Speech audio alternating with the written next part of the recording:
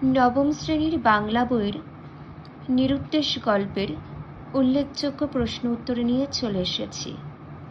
চলো আমরা প্রশ্ন উত্তরগুলি জেনে নিই। দেখো প্রথম প্রশ্ন, দিনটা ভারী বিশ্রী। দিনটা বিশ্রী কেন? দেখে নাও। শীতের দিন হলেও বাদলার কারণে আকাশ মেঘাচ্ছন্ন এবং পৃথিবী ম্লান হয়ে উঠেছে, তাই দিনটা এত বিশ্রী। নেক্সট, একটা আশ্চর্য ব্যাপার দেখছো। একটা আশ্চর্য ব্যাপার দেখেছো। আশ্চর্য ব্যাপারটি কি ছিল? দেখো, আশ্চর্য ব্যাপারটি ছিল খবরের কাগজে একসঙ্গে 7টা নিরুদ্দেশের বিজ্ঞাপন বেরোনো। পরবর্তী প্রশ্ন, সোমেশ হঠাৎ এসে পড়ায় কথকের কি সুবিধা হয়েছিল? সোমেশ হঠাৎ এসে পড়ায় কথকের শীতের মেঘলা দুপুর কাটানোর সুবিধা হয়েছিল। পরবর্তী, কাগজে 7টি বিজ্ঞাপনের কথা শুনে সোমেশের প্রতিক্রিয়া কি ছিল? বিজ্ঞাপনের কথা শুনে সোমেশ কোনো কৌতূহল না দেখিয়ে উদাসীনভাবে সিগারেটের ধোঁয়া ছাড়তে থাকে। নেক্সট, আমার হাসি পায়। কিসে বক্তা হাসি পাওয়ার কথা বলেছেন?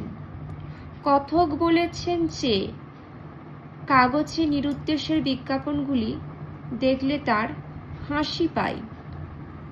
পরেরটি, নিরুদ্দেশ গল্পে ছেলের পীড়াপিড়িতে মা কি করেছিলেন? নিরুদ্দেশ গল্পে ছেলের পীড়াপিড়িতে মা লুকোনো পুঁজি থেকে টাকা বের করে তাকে দিয়েছিলেন। নেক্সট, নিরুদ্দেশ গল্পে বাবা তার থিয়েটার দেখতে যাওয়া ছেলে ফিরলে কি করবেন বলেছেন? নিরুদ্দেশ গল্পে বাবা তার থিয়েটার দেখে ফেরা ছেলেকে বাড়ি থেকে বের করে দেবেন বলেছেন। পরের প্রশ্ন, ছেলে নিরুদ্দেশে চলে যাওয়ার পরে মার কি অবস্থা হয়?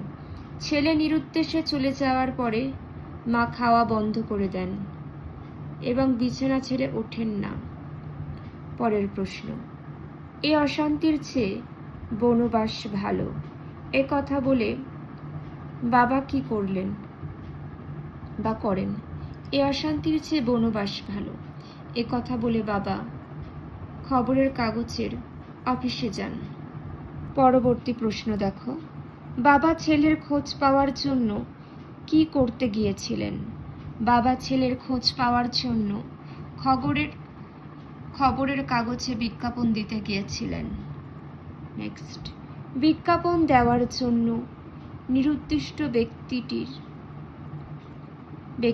ছেলেটির বাবার কাছে কি কি জানতে চাওয়া হয়েছিল? প্রশ্নটা আরেকবার দেখো, বিজ্ঞাপন দেওয়ার জন্য নিরুদ্দেশ হয়ে যাওয়া ছেলেটির বাবার কাছে কি কি জানতে চাওয়া হয়েছিল?